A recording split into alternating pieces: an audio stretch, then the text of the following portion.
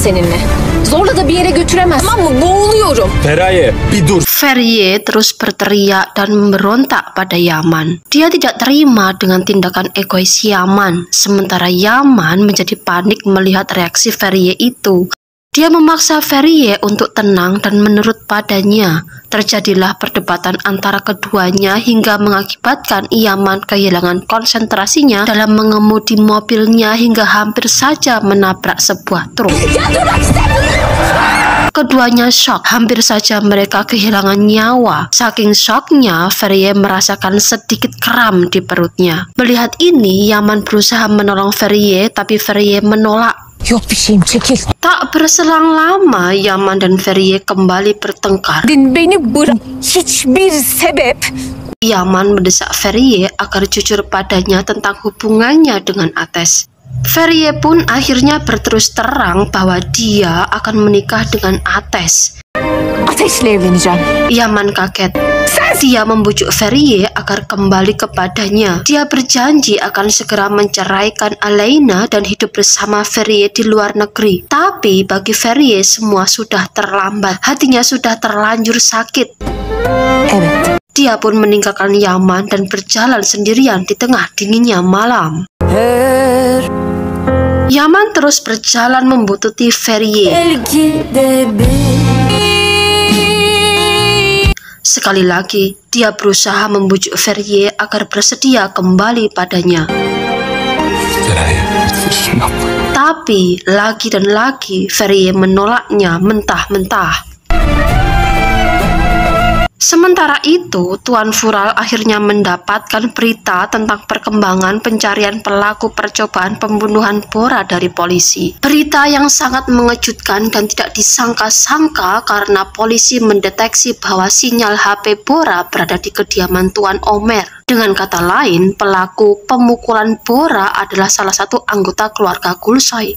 Biz başlayalım. Tanpa sepengetahuan Tuan Omer, polisi menggeledah kediaman Tuan Omer dan benar, HP Bora berada di sana, di kamar supir Tuan Omer, Melih. Segera saja Melih diringkus oleh polisi yang juga merupakan kaki tangan Tuan Vural. Cemile yang melihat Melih diringkus kaget, tapi dia hanya bisa melihat saja tanpa berani berkata sepatah kata pun. Bagaimana tidak? Dialah orang yang meletakkan HP Bora di kamar Melih. Dia benar-benar tidak menyangka akibat perbuatannya itu, seorang Melih yang tidak tahu apa-apa malah kena batunya.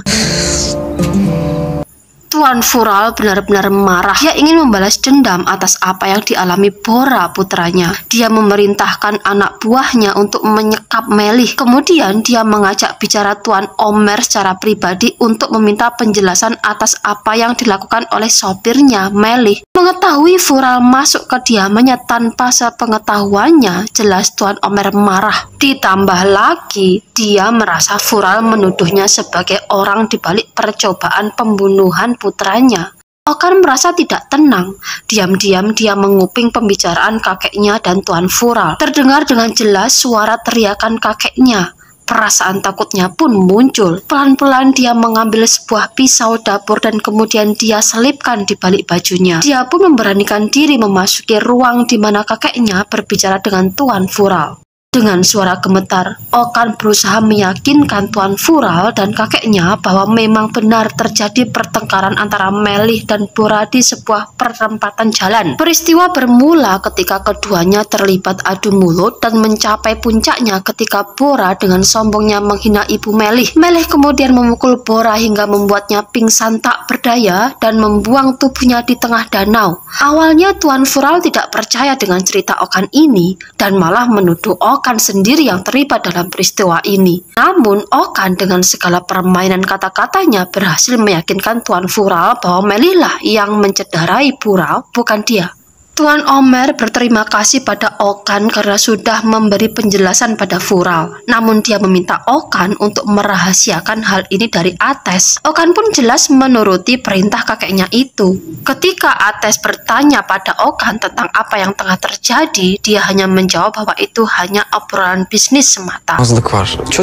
Begitu juga dengan Tuan Omer. Ketika Ates memasuki ruangan di mana dia dan Tuan Fural bertengkar, dia hanya menjelaskan bahwa hubungan bisnis dia dan Fural berakhir. Dari sini, di mata Ates, semuanya tidak ada masalah.